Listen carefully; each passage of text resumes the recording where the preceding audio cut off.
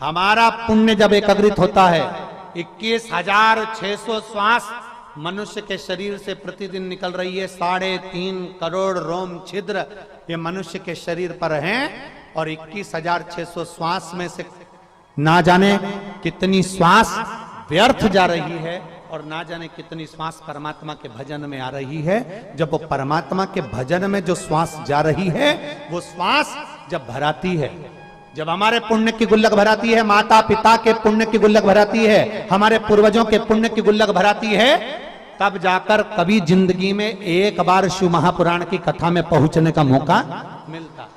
हमारे पुण्य की गुल्लक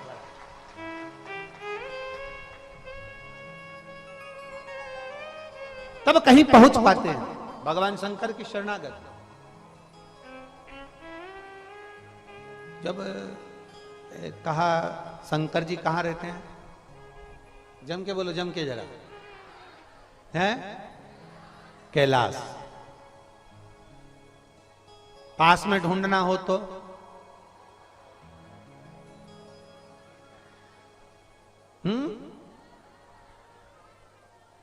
शमशान में। बहुत जोरदार, सही है। आधे से ज्यादा कथाकार तो यही है। बहुत जोरदार बोले हो। शंकर जी कहां रहते हैं? अपने नजदीक में, बिल्कुल करीब। कैलाश पर्वत तो अपन जा नहीं सकते। कैलाश जाना है तो भी ज्यादा वजन लेकर नहीं जाएंगे, और शमशान में जाना हो मोजे, जूते, ब्यूटी पार्लर सब करके फिर जाओगे क्या? पूरा तैयार, खूब सारा सामान लेकर नहीं। कैलाश भी जाना है तो जितना सामान छोड़ जाओगे उतने अच्छे से तुम्हारी यात्रा सुखद होगी। हम तो आप लोगों से पहले भी कहते हैं, यहां पर भी कर रहे हैं, जब भी शिव महापुराण की कथा में कहीं पंडाल में आओ ना, ज्यादा सामान वामान लेकर मत आया करो। ज्यादा सामान लेकर आते हो तो ज्यादा टेंशन रहता। बहुत अच्छा वीआईपी फोन ले जाओ, आधा टेंशन कोई ले नहीं जाए, ले नहीं जाए, ले नहीं जाए, और मालूम पड़े सोने का सामान पहन कर चले जाओ तो टेंशन। इसलिए शंकर की कथा में जाओ, मेले में जाओ, कुछ लेकर मत जाओ। किसके भरोसे जा रहे हो? जम के बोलो जरा।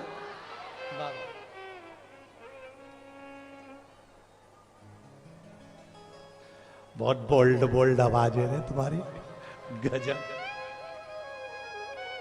हम तो बाबा के भरोसे, हम तो बाबा के भरोसे चलते, ये दुनिया वाले चलते। आपकी आवाज तो है मेरे तक। ये दुनिया,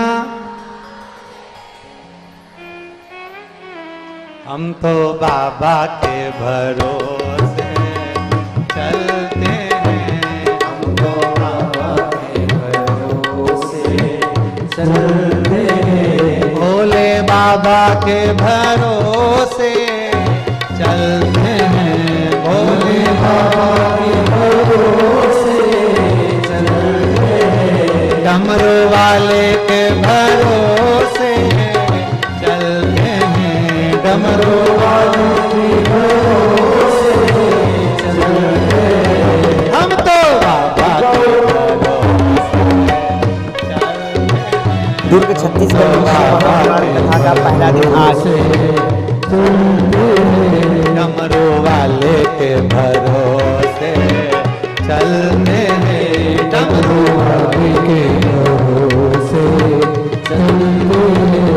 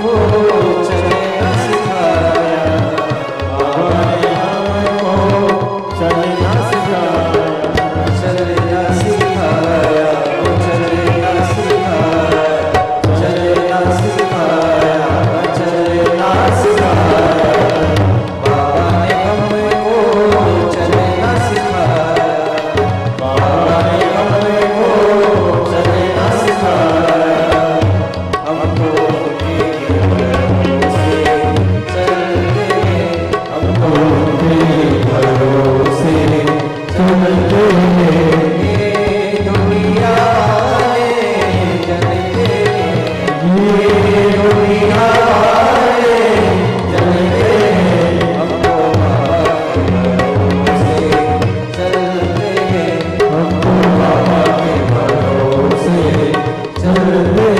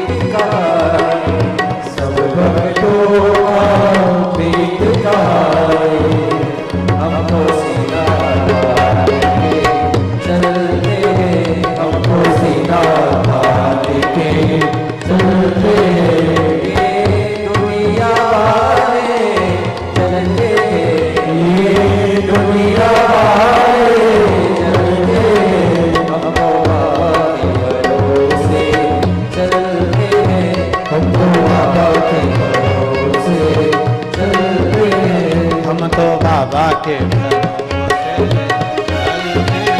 हमको बाबा के भरोसे चलते हम तो बाबा के भरोसे चलते हम तो बाबा के भरोसे चलते हार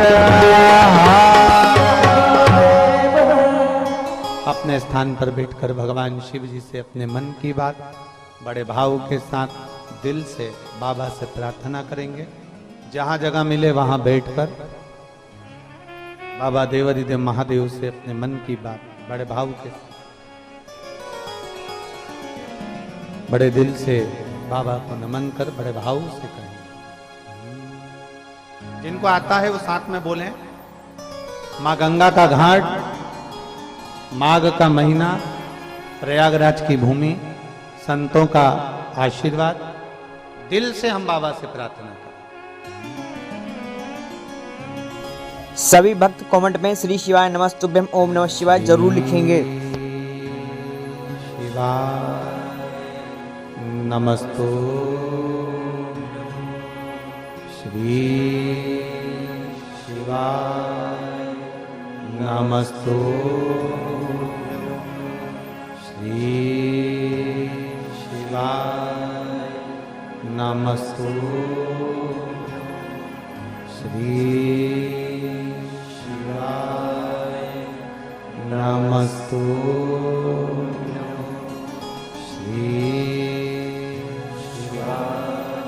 नमस्तु भोला सब दुख काटो ओ भोला सब दुख काटो शिव शंकर जपो तेरी माला भोले बाबा जपो तेरी माला भोला सब दुख काटो ओ भोला सब दुख काटो वेश मंगलकारी वैश्य मंगलकारी शमशान वासी हमारा शमशान वासी हमारा ओ भोला सब दुख काटो हमारा ओ भोला सब दुख काटो भगवान शिव की कथा कर रही है। भगवान शंकर का चरित्र भगवान शंकर की कथा कर रही है। भगवान देवादिदेव महादेव का चरित्र कह रहा है। गलत है देव पर पूर्व का पुण्य प्रबल हुआ।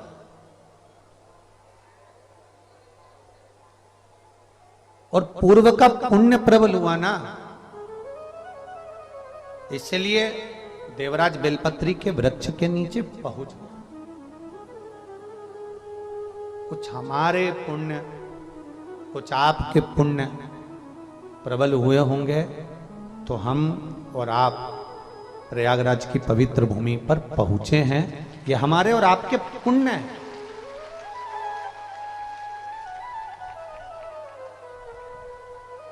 सतुआ बाबा जी तो 2 साल से लगातार, वैसे तो सतुआ बाबा सेवा शिविर प्रयागराज की पवित्र भूमि पर लगता ही रहा है, और 2 वर्ष से सतुआ बाबा जी और ये देखो, ये कथा खाक चौक में बाबा जी के उस पंडाल में ही होने वाली थी। हमने पहले निमंत्रण आप लोगों को वहीं का दिया था, बोलो सही है। फिर वो तो बाबा जी का धन्यवाद, सतुआ बाबा जी का, जिन्होंने प्रशासन से बात करी, और प्रशासन के लिए भी एक बार जोरदार ताली बजाएं, जिन्होंने इतनी अच्छी व्यवस्था संभाली। प्रशासन को कहा कि भक्त लोग आएंगे और जहां हमारा पंडाल लगा है वहां पर कथा होगी, तो जगह छोटी पड़ेगी। पिछली बार भी गली में बहुत सारे लोग भरा गए थे, फिर बेचारे गंगा नहाने वाले जा ही नहीं सकते थे, तो बड़ा तकलीफ आता था। तो प्रशासन ने भी साथ दिया और सतुआ बाबा जी ने ये निर्णय जो लिया कि बिल्कुल घाट पर, अब यहाँ टेंट नहीं लगा पाए तुम्हारे लिए, क्योंकि गंगा माँ की छत्र छाया तुम पे होना जरूरी है, इसलिए। तो हम भी हमारे ऊपर नहीं लगवाते, पर ये आस्था चैनल वाले हैं ना, इनको थोड़ा सा अंधेरा टाइप का चाहिए, थोड़ा सा जिसमें हमारा चेहरा दिख जाए, नहीं तो ऐसा कोई विशेष नहीं है। हमने तो इनसे कहा था तुम भी उसमें कैमरे में चश्मा वश्मा लगा दो जिसमें अंधेरा दिख जाए, पर वो बोले नहीं गुरुजी, वो थोड़ा सा टेंट होना जरूरी है, ठीक है। तो ये तो बाबा की बड़ी कृपा उदारता है कि आप और हम प्रयागराज की पवित्र भूमि पर, और मैं राष्ट्र के सारे संतों से, सारे साधुओं से, गुरुजनों से निवेदन करूंगा, अगर भारत मां की गोद में हम रह रहे हैं तो माघ मेले में एक दिन तो हमको जाना ही चाहिए, चाहे कुछ भी हो जाए। माघ के महीने में, माघ मेले में प्रयागराज की पवित्र भूमि पर आना ही चाहिए। और हम तो बहुत बहुत साधुवाद देते हैं सतुआ बाबा जी को, जो खींच कर यहां बुला ही लेते हैं। ये प्रभु कृपा ही है, और आप लोगों के बीच में आना हो जाता है, शिव कृपा के बिना नहीं हो सकता। देवराज के ऊपर कृपा जो हुई, देवराज की जो माता जी थी वो शंकर भगवान का स्मरण किया करते, शिव को एक लोटा जल समर्पित करना, भगवान शंकर को भजना, शिव की स्तुति करना, उसका जो पुण्य प्रबल हुआ, देवराज बेलपत्री के वृक्ष की छांव में पहुंच गए। पुण्य प्रबल हुआ तो अच्छी जगह पहुंचे। पुण्य प्रबल होता है तो गंगा के घाट तक पहुंच जाते हैं, पुण्य प्रबल होता है तो प्रयागराज में पहुंच जाते हैं, पुण्य प्रबल होता है तो शिव महापुराण की कथा में पहुंच जाते हैं। और जब हमारा पाप प्रबल होता है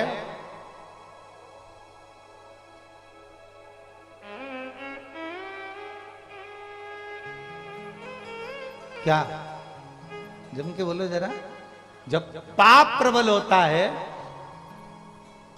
तो ठाकुर की कथा में नहीं, ठेके पर पहुंच जाते हैं। ये पाप की प्रबलता है, फिर ठाकुर की कथा नहीं अच्छी लगती, भगवान की कथा अच्छी नहीं लगती। भगवान की कथा में अगर मन लगे, चित्त लगे और अपना हृदय लग जाए, एक बार लग जाए, तुम एक बार परमात्मा के हो जाओ, फिर परमात्मा तुम्हारा। एक बार तुमने भगवान, अभी वो कजन कौन कौन सा डे चल रहा है,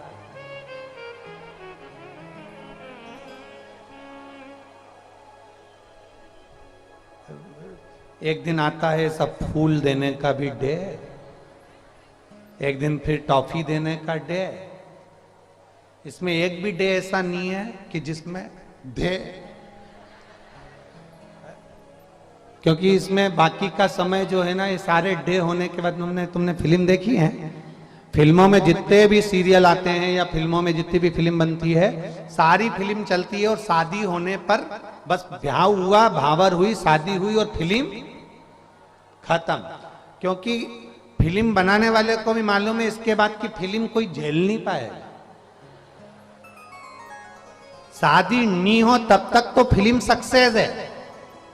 वो फोन पे बात करे, तुम फोन पे बात करो, वो तुमको मोबाइल दिलाए, तुम मोबाइल दिलाओ, वो बैलेंस डलवाए, तुम बैलेंस डलवाओ, ये तो जब तक शादी नहीं हो तब तक। और शादी के बाद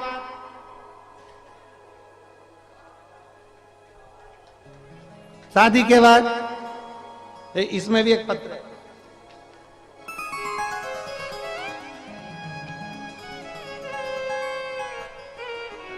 पर नहीं पढ़ूं, रहने दो तुम तो। शादी के बाद लड़ लिए, झगड़ लिए, चले गए, और पत्नी बेचारी पशुपति व्रत कर रही। आज आए और कथा में बैठी है बेचारी प्रणाम करने के लिए। 1.5 साल से चले गए थे, भगवान से प्रार्थना कर करके मैं हार गई थी। सबने कह दिया था कि वो तो चले गए, पर मैंने पशुपतिनाथ का व्रत किया तो 1.5 साल में वापिस आ गए।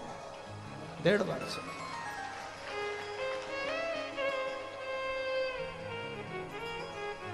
बोल दो नाम।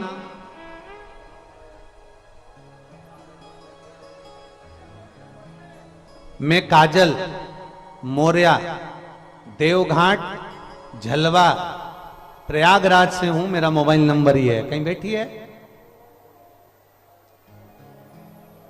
आप ही हैं बेटा? श्री शिवाय नमस्तुभ्यम। 1.5 वर्ष पति चले गए थे, पर बेटा आपको धन्यवाद इसलिए है कि आपके माता पिता के संस्कार आप में है। 1.5 वर्ष आपने अपने बच्चों की इतनी अच्छी परवरिश करी, उसके लिए धन्यवाद है। वो भले छोड़कर चले गए थे। आप जैसी बेटी हर माता पिता की होना चाहिए, और माता पिता को ऐसी बेटी पर गर्व होना चाहिए कि पति जब बहुत दुख की घड़ी आई तो घर छोड़कर चले गए, पर इस बेटी ने हिम्मत नहीं हारी और अपने बच्चों की पूर्ण परवरिश करती रही। ये माता पिता के संस्कार हैं बेटा आपके। और आपके पति को भी धन्यवाद देता हूं, जो भले 1.5 वर्ष के बाद वापिस आए, पर एक नई ऊर्जा, नई एनर्जी के साथ आए, और जिन्होंने आकर अपना खुद का काम धंधा चालू करा शंकर जी के भरोसे, और आज वापिस अपने बच्चों को भी और अपनी पत्नी को भी संभाल रहे हैं। मैं आपके पति को भी धन्यवाद देता हूं बेटा। बैठिए, बहुत बहुत साधुवाद है आपको। श्री शिवाय नमस्तुभ्यम। ये शिव तत्व है, ओघड़ी है शब्द। एक पत्र और आया है, बड़ा सुंदर पत्र है। उन्होंने पत्र का डब्बा भी अच्छा बनाया है वो, और पत्र में पूरी हॉस्पिटल की लगभग 200 पेज की पूरी फाइल लगाई गई है। जहां वो रहते हैं वहां से लेकर पूरे दिल्ली के हॉस्पिटल तक की फाइल है।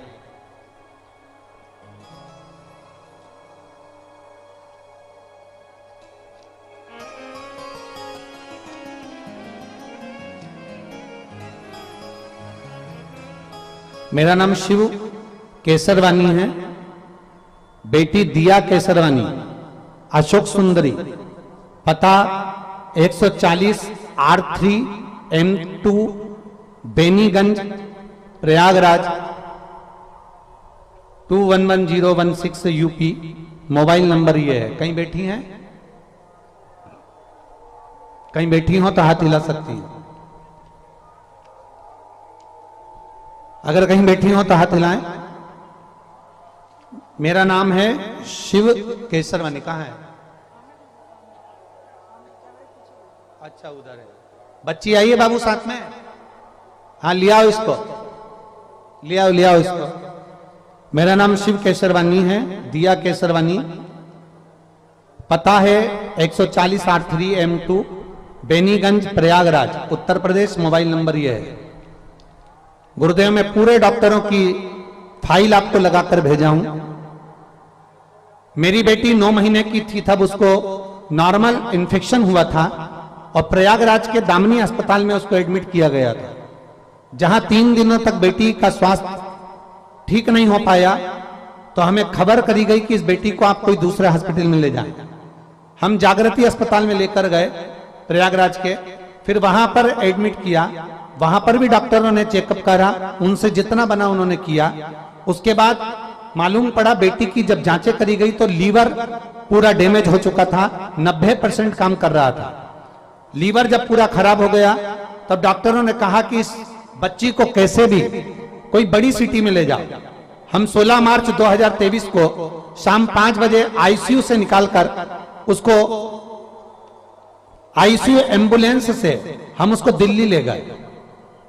दिल्ली जब ले जाने का मन करा तो हमारा मन करा कि एक बार कानपुर में दिखाया जाए। हम कानपुर में बच्ची को दिखाने के लिए गए। वहां पर बच्ची की तबीयत और ज्यादा खराब हो गई। तबीयत खराब होने के बाद हम उसको यहाँ के एशियन हॉस्पिटल से निकालकर फरीदाबाद ले गए। फरीदाबाद के हॉस्पिटल से निकालकर 17 मार्च के दिन हम उसको रात को 3 बजे हॉस्पिटल से निकालकर फिर उसको दिल्ली की ओर लेकर गए। और नोएडा के सेक्टर नंबर 27 में मेरी बेटी को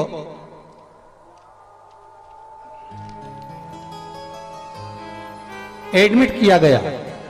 सुबह जब सीनियर डॉक्टरों ने बेटी को देखा तो उसका लीवर पूरा खराब हो चुका था और हम माता पिता से कह दिया गया था कि आप अपना लीवर इस बेटी को दे सकते हैं, लीवर ट्रांसप्लांट करना ही पड़ेगा।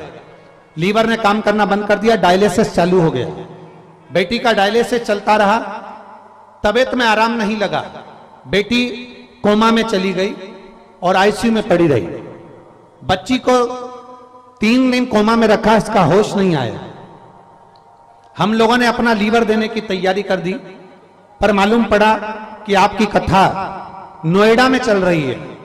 तब हम नोएडा में 20 मार्च 2023 को आपकी कथा में पहुंच गए। बेटी अंतिम सांसें गिन रही थी, हॉस्पिटल में पड़ी थी, उसका लीवर ट्रांसप्लांट होना था। और हम नोएडा की कथा में घर का एक व्यक्ति जाकर आपसे बेलपत्री की गुहार करी, पर गुरुदेव भीड़ इतनी थी कि आपकी बेलपत्र नहीं मिल पाई। तब हम वहां से वापिस आए। फिर वापिस हम बेलपत्री के लिए दूसरे दिन फिर वापिस हम लोग नोएडा में चल रही कथा में पहुंचे। वहां पर आशीष भैया मिले। आशीष भैया से हमने कहा कि हमको व्यासपीठ की एक बेलपत्र दे दो आशीष भैया। आशीष भैया ने व्यासपीठ की बेलपत्र उतार कर हमको दे दी। हम उस समय रो रहे थे। हमारी बेटी अंतिम सांसें गिन रही थी, उसका लीवर ट्रांसप्लांट होना था, उसका डायलिसिस चालू हो चुका था। अब हम करते क्या? आशीष भैया ने कहा बस इस बेलपत्र को ले जाओ, बाबा के भरोसे जाओ, श्री शिवाय नमस्तुभ्यम कहकर बेलपत्री को उसके पलंग के पास रख देना।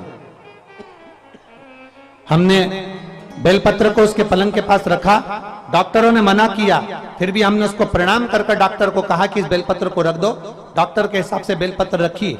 3 दिन के अंदर बेटी ने आंख खोल ली और बाबा की कृपा से अब उसका डायलिसिस भी बंद हो गया, उसका लीवर भी ट्रांसफर नहीं हुआ और बेटी हमारे साथ में यहाँ प्रणाम करने आई है। गुरुदेव अब हमारी बेटी बिल्कुल ठीक हो चुकी है, जिसका डॉक्टर ने एकदम मना कर दिया था। उसके दोनों फोटो लगा रहे हैं और बेटी को भी लेकर आए। ये 2 फोटो हैं। बेटी एक वेंटिलेटर पर पड़ी है। आप लोग उसको एलईडी पर देख रहे होंगे। जो बेटी वेंटिलेटर पर पड़ी है वो, और जब बेटी ठीक हो गई उसका भी फोटो लगाया है, जो बेटी यहां पर अभी मंच पर व्यासपीठ पर आएगी। बाबा की कृपा की सारी रिपोर्टें उन्होंने पूरी की पूरी रिपोर्ट यहां लगाई गई है। 200 पेज की रिपोर्ट है जो लगाई है। शिव के भरोसे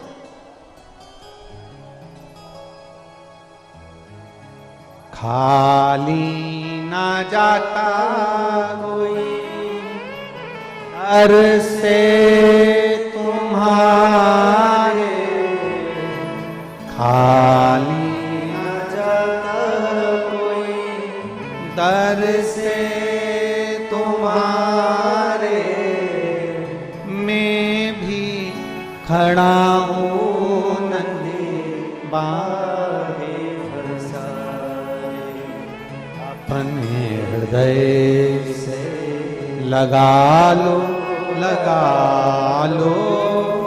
गिरी जा रही हूँ उठा लो।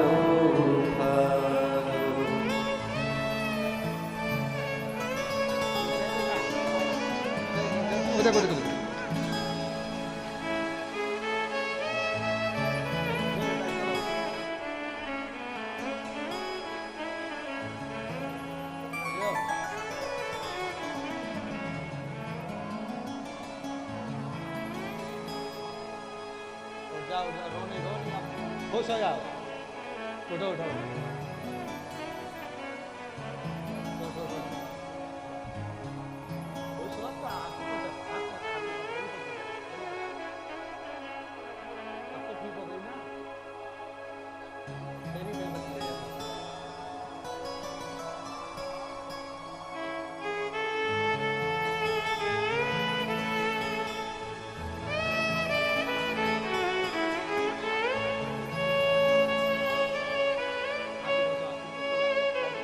कर जाना चाहिए, यहां से जाओ ना तो एकदम खुश, बाबा ने अच्छा कर दिया ना, शंभु शंभु।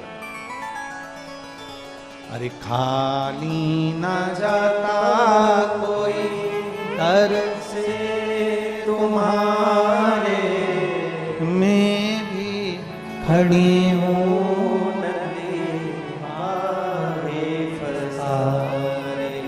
अपने हृदय से लगा लो गिरा जा रहा हो उठा लो।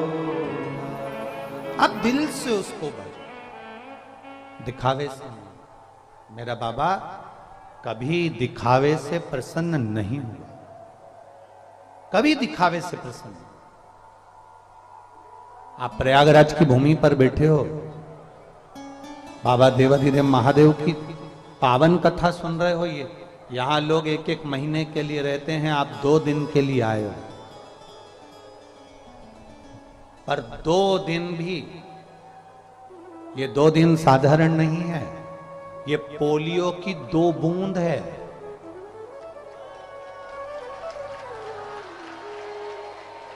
ये 2 दिन केवल साधारण नहीं है, पोलियो की 2 बूंद दवा पिला दो तो पोलियो जिंदगी भर नहीं होता।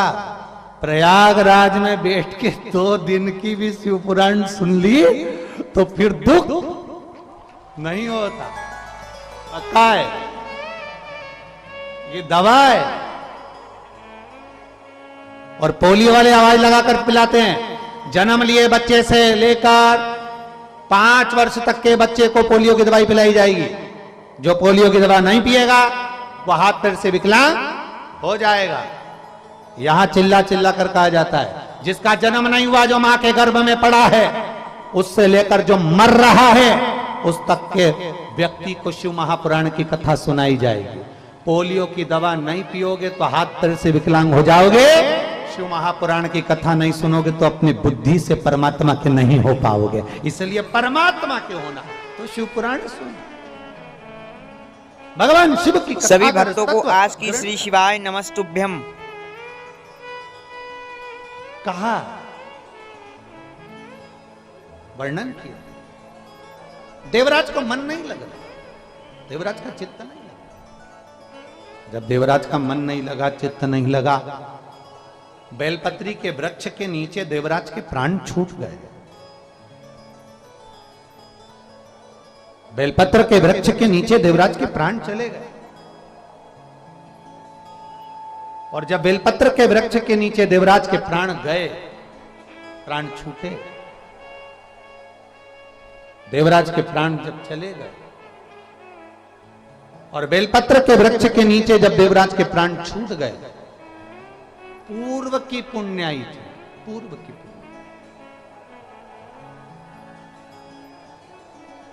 कोई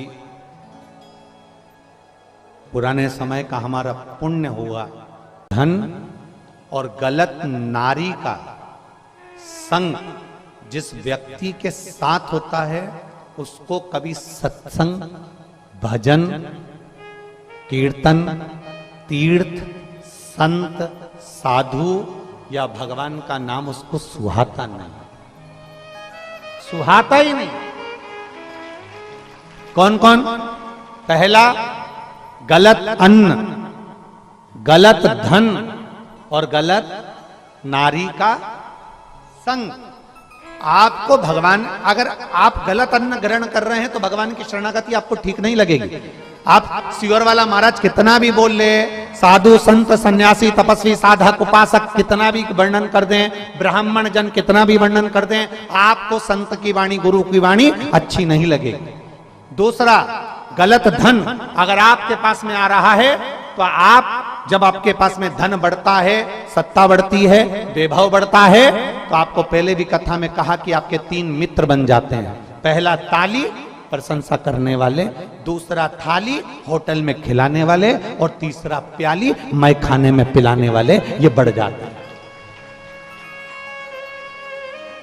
ये 3 मित्र बढ़ जाते हैं और ये 3 मित्र एक दिन बर्बाद कर छोड़ देते हैं। तो शास्त्र कहता है, एक अन्न का असर जल्दी होता है। दूसरा, धन का असर, गलत धन यदि आपके पास में आ रहा है तो उसका असर जल्दी होता है। और तीसरे नंबर पर है पर स्त्री, कोई ऐसी नारी जो तुम्हारे से केवल धन के लोभ में जुड़ी है, कोई धन के लिए, कोई व्यापार आदि के लिए, कोई आपसे सिद्धता पाने के लिए, कोई अच्छा पाने के लिए आपसे जुड़ी है, तो समझ लो कि वो आपको बर्बाद कर कर ही छोड़े।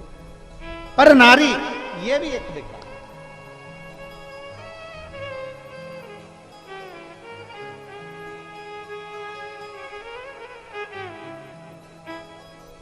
कई लोगों को राम मंदिर में, अयोध्या में राम जी विराजमान हुए, कई लोगों को बहुत अच्छा लगा, बहुत अच्छा। लोगों ने खूब जय घोष लगाई, खूब जय नारा लगाया, जय जय श्री राम, खूब चिल्ला। पूरे भारत में और पूरे विश्व में राम जी के अयोध्या में बैठने की जय जय घोष हुई। माननीय प्रधानमंत्री मोदी जी ने, माननीय उत्तर प्रदेश सरकार के मुख्यमंत्री माननीय योगी जी ने, और सारे साधु सन्यासी तपस्वी साधक उपासक संतों ने भगवान राम जी महाराज को वहां पर विराजमान किया। कईयों को अच्छा लगा, बहुत अच्छा। पर कई ऐसे भी थे जिनको अवध में राम जी बैठ रहे होंगे तो सुहा नहीं रहा होगा, रात की नींद गायब हो गई। कई ऐसे भी। शास्त्र कहता है 3 चीजें जिसके पास में व्यर्थ की आ गई है, समझ लेना उसको सत्संग नहीं सुहारा, उसको राम नहीं सुहारा, उसको कृष्ण नहीं सुहारा, उसको शिव नहीं सुहारा, उसको भगवान का भजन नहीं सुहारा, उसको स्मरण नहीं सुहारा। आप घर से चले अपना कल्पवास का सामान लेकर, कल्पवास का सामान लिया, लकड़ी ली, संविदा ली, अनाज लिया, अन्न लिया, टेंट लिया, सारा सामान लेकर आप प्रयागराज की पवित्र धरा पर पहुंच गए। और प्रयागराज की पवित्र धरा पर पहुंच गए, मालूम पड़े उस कल्पवास के अंतर्गत आप तो भगवान का भजन कर रहे हो, आप राम नाम जप रहे हो, आप कृष्ण नाम जप रहे हो, आप गंगा का स्नान कर रहे हो, त्रिवेणी संगम में जा रहे हो, दीपदान कर रहे हो, भगवान के विरल भक्ति को धारण कर रहे हो। 1 महीने के लिए आप भगवान का भजन करने के लिए आए हो, 1 महीने के लिए आप प्रयागराज की पवित्र भूमि पर विराजमान हो, शिव नाम, राम नाम, कृष्ण नाम आप जप रहे हो। पर 1 महीने के अंदर 1 दिन, 2 दिन, 3 दिन हमारी वाणी का आपको थोड़ा बुरा लग सकता है। जितने लोग यहां बैठे हैं, हो सकता है बुरा लग जाए, तो आप टेंशन मत लेना, लग जाए तो अगली बार मत बुलाना, उसमें कोई चिंता का विषय नहीं। 1 महीने के लिए हम कल्पवास करने के लिए आए, 1 महीने हम यहां रहने के लिए आए, 1 महीने के लिए त्रिवेणी संगम पर आए, 1 महीने के लिए अन्न का सामग्री। शंभू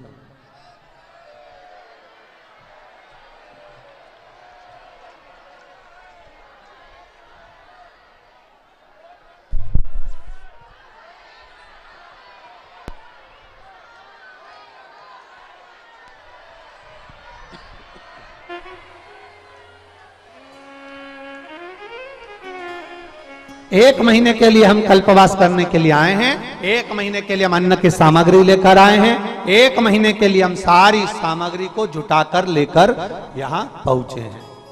1 महीने। अब जरा विचार करिए,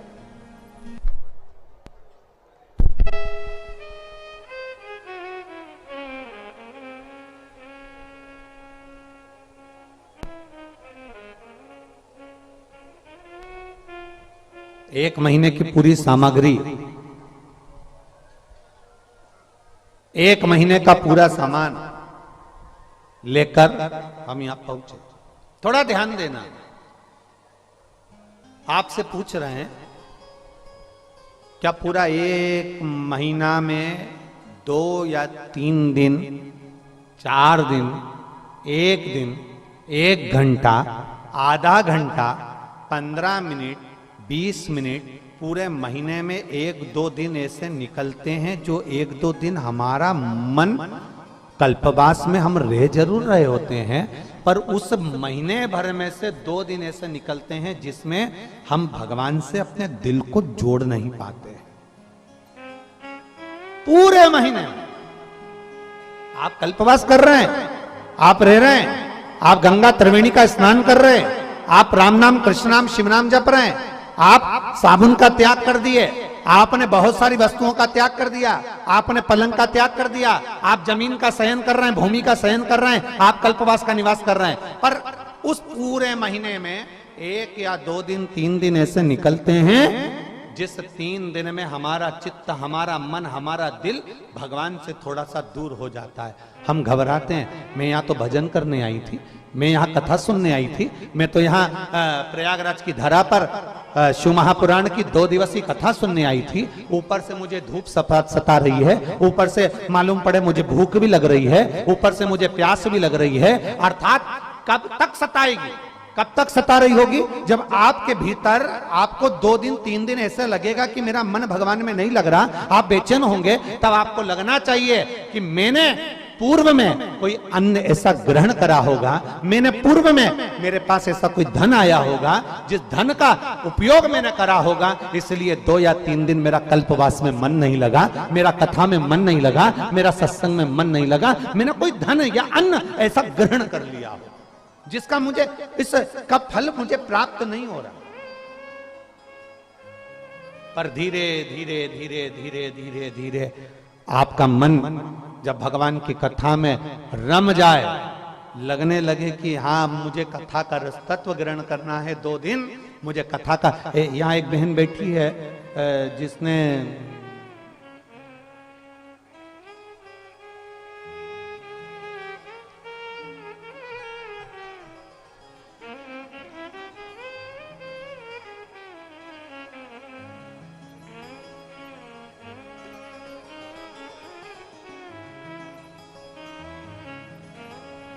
जिसने केवल 1 दिन की कथा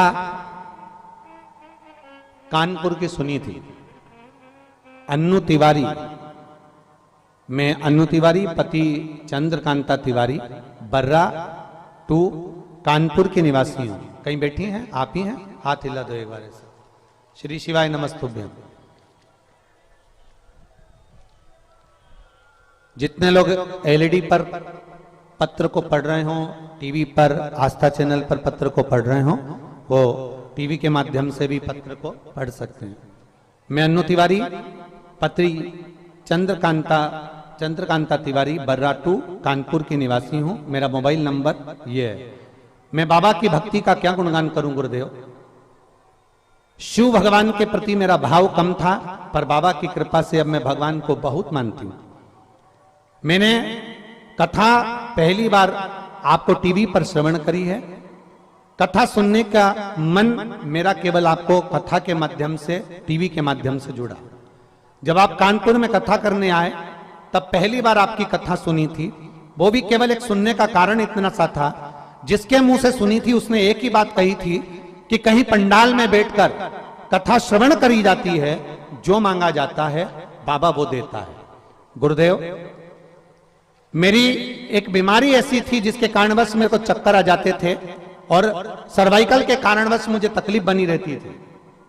मैंने सोचा कि पहली बार मैं कानपुर में कथा हो रही है, सब कहते हैं कि 1 दिन की भी अगर शिव पुराण तुम्हें सुनने को मिले तो सुनना, उसका फायदा, उसका लाभ मिलता है।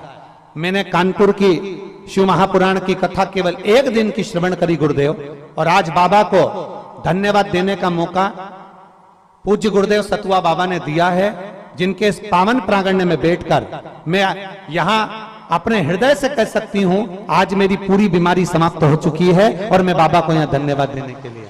अब ठीक है बाबू, एक बार हाथ हिला दो। श्री शिवाय नमस्तुभ्यं। एक पत्र और है, बड़ा सुंदर लिखा।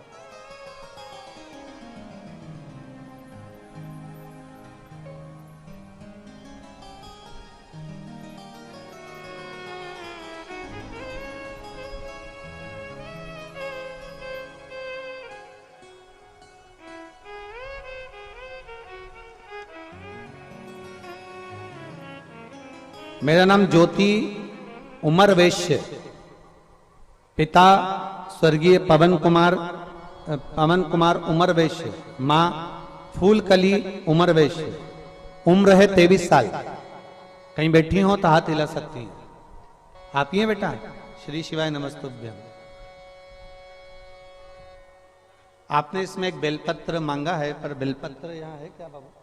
आजा आजा, ले जा एक बेलपत्र, जा। गुरुदेव, शायद मेरे बराबर जीवन में कोई ने संघर्ष नहीं करा होगा। मेरी तबीयत बहुत खराब हो गई थी। डॉक्टरों को दिखाया तो कोई कहता था निमोनिया है।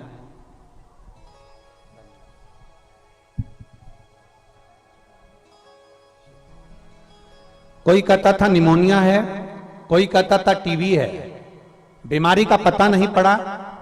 तब लखनऊ के हॉस्पिटलों में दिखाया, अल्ट्रासाउंड कराया तो मालूम पड़ा कि मेरे चेस्ट में दाईं तरफ गठान हो गई है। उस गठान का मालूम पड़ा तो उस गठान के फेफड़े में पानी भर चुका था और वहां एक गठान थी। गठान का मालूम पड़ते ही तब हमारा इलाज चालू हुआ और वो गठान साधारण नहीं है, कैंसर की गठान है। गुरुदेव, कैंसर जैसी बड़ी बीमारी की गठान सुनकर आंखों से आंसू बह गया। मेरा वो बीमारी के कारणवश एक तरफ पूर्ण तरह से मुझे तकलीफ होने लगी और डॉक्टर ने बोला कि इसकी जो गठान है वो पूरे शरीर में कैंसर की गठान का पस फैल चुका है, जिसके कारणवश ये 2 या 3 दिन की जीवित रहेगी, क्योंकि इसका कैंसर 4th पर पहुंच चुका है। इसका बचना बहुत मुश्किल है। मगर मेरे भोले बाबा तो भोले बाबा हैं गुरुदेव। मैं क्या वर्णन करूं। टीवी पर आपकी कथा सुनकर मुझे बल मिला। मैं बिस्तर पर लेटी लेटी कथा सुनती थी। तब मेरी मम्मी ने 1 लोटा जल शिवजी को चढ़ाना प्रारंभ करा और बाबा का पशुपतिनाथ का व्रत किया। महाराज, मैं बाबा का क्या वर्णन करूं। 10 महीने 20 दिसंबर तक मैं फेफड़े में पानी भराता रहता था और मेरा कैंसर मुझे तकलीफ देता रहता था। पर जिस दिन से मैंने बेलपत्र खाना प्रारंभ करी और शिवजी पे चढ़ा हुआ जल पीना प्रारंभ करा, श्री शिवाय नमस्तुभ्यम का जाप करना प्रारंभ करा, आज मैं पूर्ण तरह से सुखी होकर मेरा कैंसर भी समाप्त हुआ और मेरा फेफड़े में पानी भरना भी समाप्त हुआ। मैं बाबा को यहाँ प्रणाम करने आया।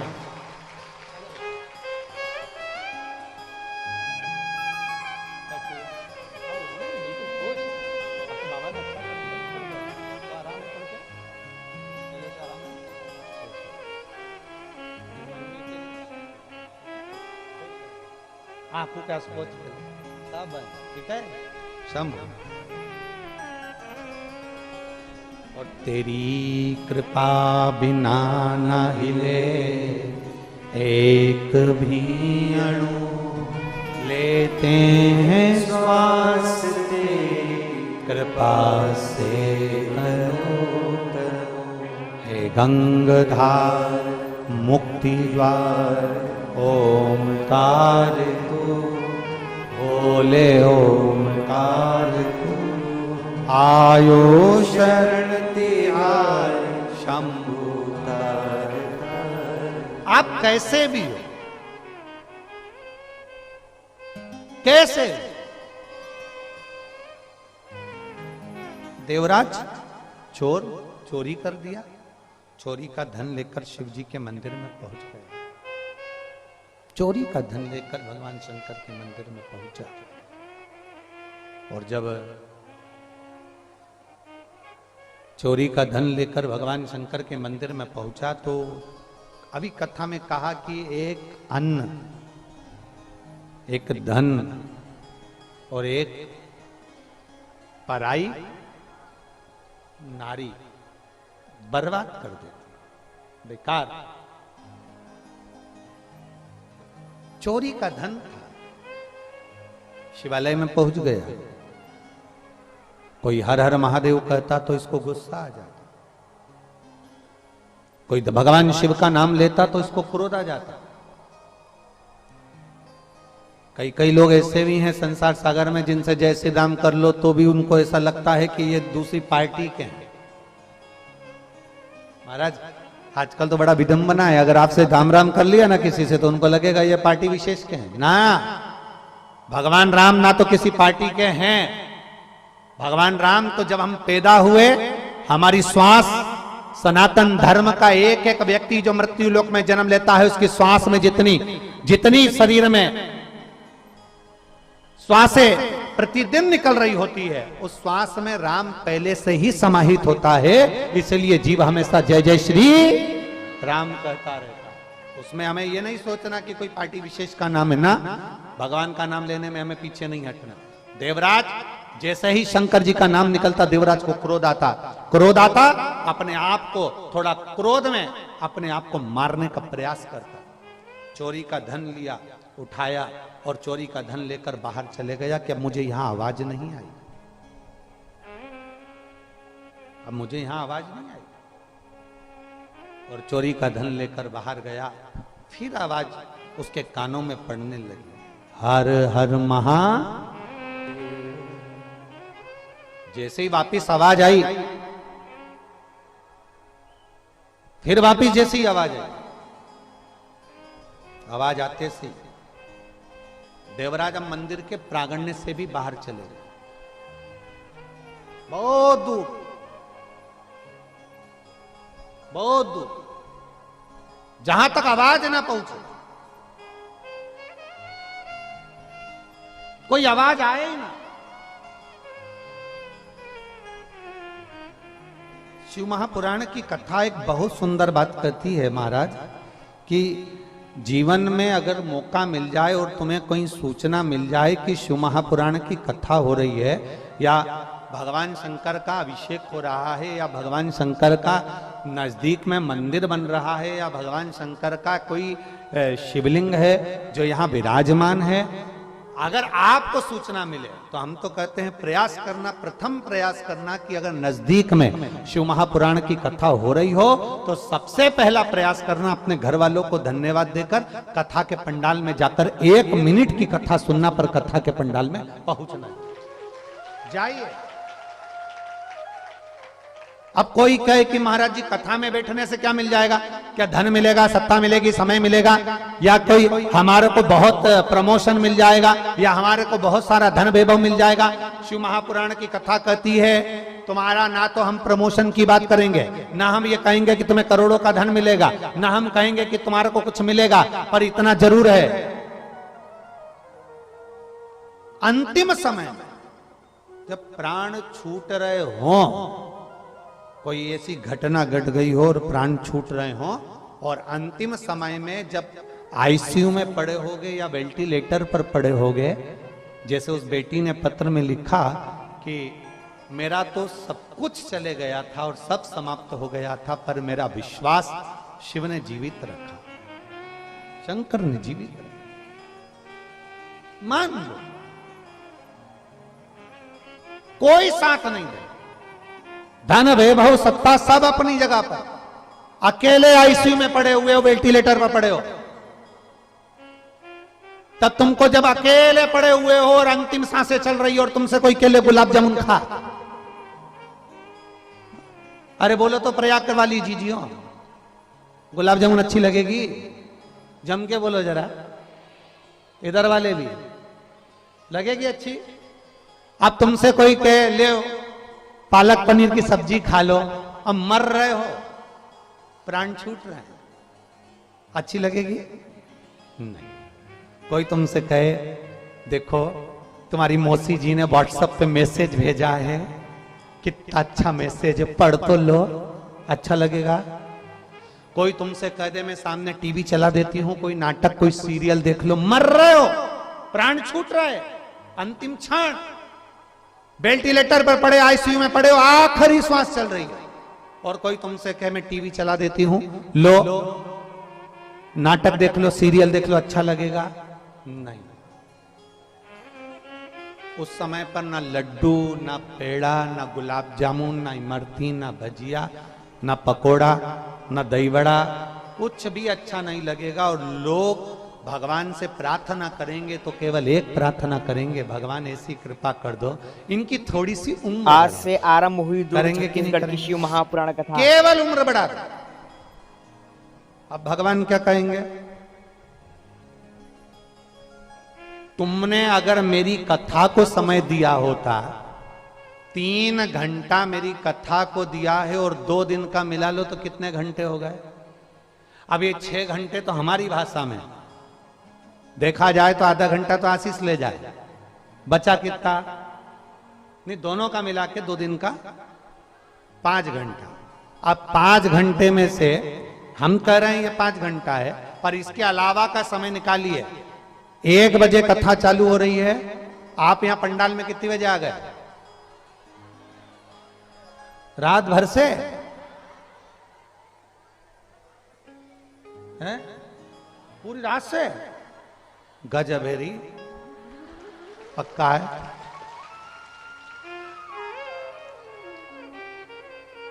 तो कुछ खाया भी है कि नहीं?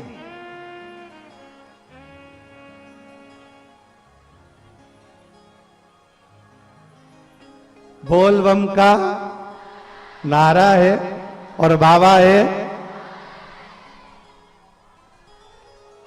धन्य हो जी, दंडवत प्रणाम हमारी ओर से आप सबको, बहुत बहुत प्रणाम।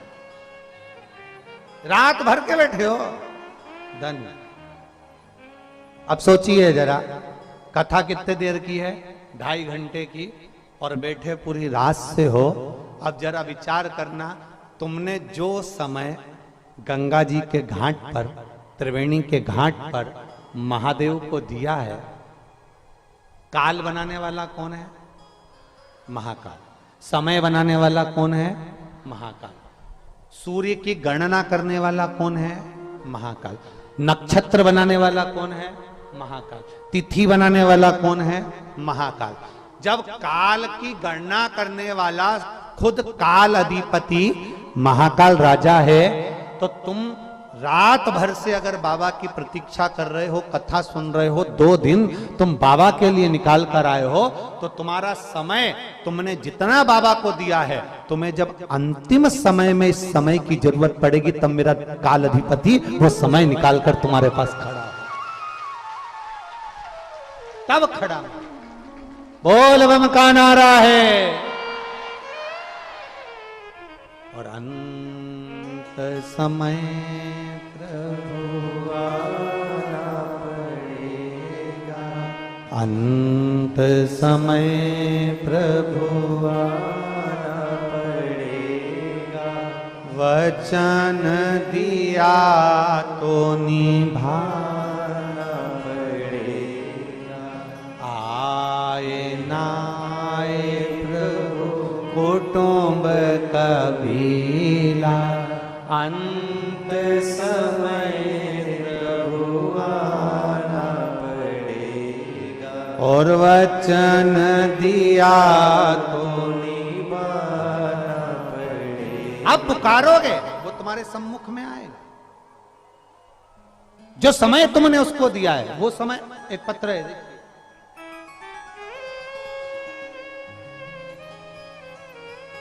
मैं ज्योति साहू पुत्री राम प्रसाद साहू, मैं ग्राम अकबरपुर मिर्जापुर कंसेदा प्रयागराज की रहने वाली हूं। कहीं बैठी हैं? इधर है, कहां है? हाथ हिलाओ। अच्छा, यही लोग है ना। ज्योति साहू कौन सी है? 1 2 3 4 में से है कौन सी? पीली वाले कपड़े वाले? हाँ ठीक है। मैं ज्योति साहू पुत्री राम प्रसाद साहू, मैं ग्राम अकबरपुरा मिर्जापुर कसेदा प्रयागराज की रहने वाली। मेरा मोबाइल नंबर ये है।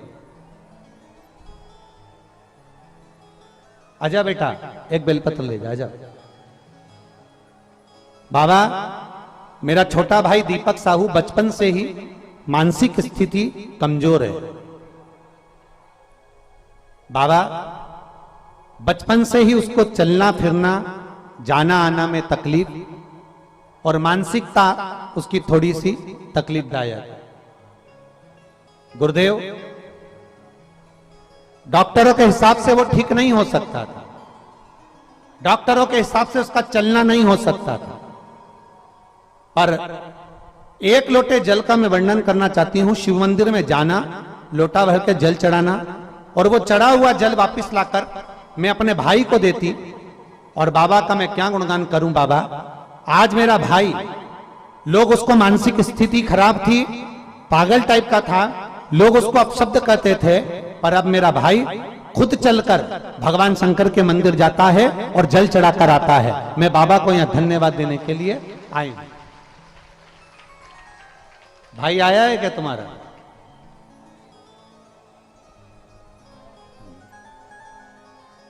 जो चल नहीं सकता था, बैठा रहता था, मानसिक स्थिति ठीक नहीं थी, अब वो स्वयं लोटा भरकर जल लेकर जाता है और शिव जी को चढ़ाता है। आज मैं अपने भाई को भी यहां लेकर आई हूं।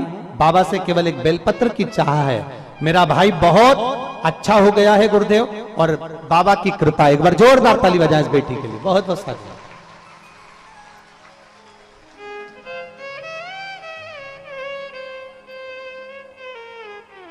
शंभो शरणे मां घड़ी रे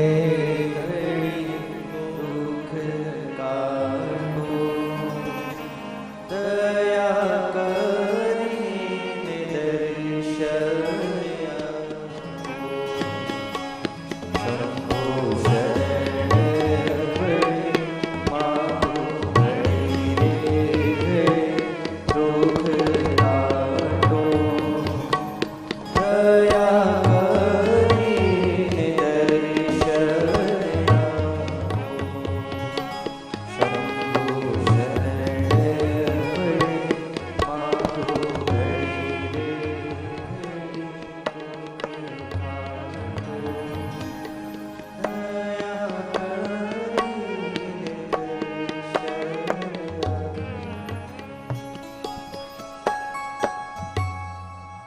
शंभो शरणे मांगू घड़ी रे दुख काटो, दया करी दर्शन। अब दिल से प्रार्थना, वो दिल से सुनता है। आप दिल से कहेंगे, वो दिल से सुनेगा। जहां जगह मिल जाए ना, वहां बैठकर जिस समय पर श्री शिवाय, जम के बोलो जरा, श्री शिवाय नमस्तुभ्यम। जहां जगह मिल जाए और इस व्यासपीठ के सामने बैठकर जहां से बोलने का मौका मिल जाए, वहां बोलकर बाबा से अपने मन की बात जरूर कहो, दिल से। पत्र देखिए, प्रयागराज के पत्र पहले दिन के हैं, और इतने पत्र पढ़ना सरल नहीं, सहज नहीं, हमारे बस की बात नहीं, पर दिल से और विश्वास से कहते हैं।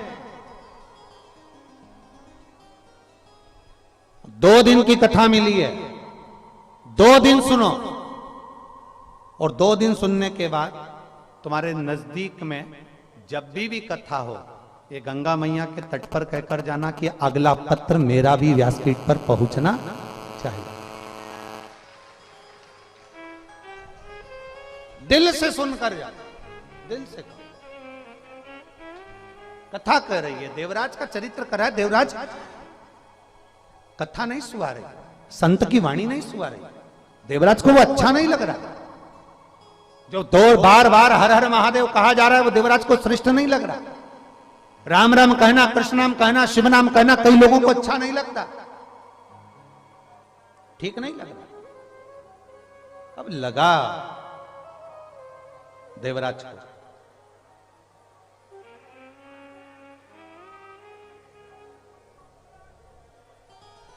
लगा, छोड़ा मंदिर का प्रांगण, मंदिर छोड़कर, देवालय छोड़कर, शिवालय छोड़कर देवराज मंदिर से बाहर निकल गए।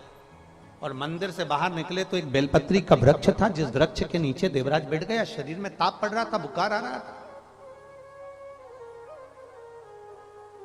कोई पूर्व की पुण्याई, कोई पूर्व की पुण्य। नसीहत और वसीयत दो चीजें हैं। दुनिया के लोगों को वसीयत तो अच्छी लगती है पर नसीहत अच्छी नहीं लगती। पर शिव महापुराण की कथा कहती है कोई पूर्व की पुण्य है, हमारे पूर्व का किया हुआ कोई अच्छा कर्म, हमारे माता पिता का कोई अच्छा किया हुआ कर्म।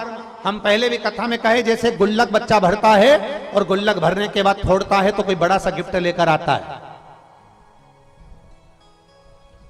जब हमारे पुण्य की गुल्लक भराती है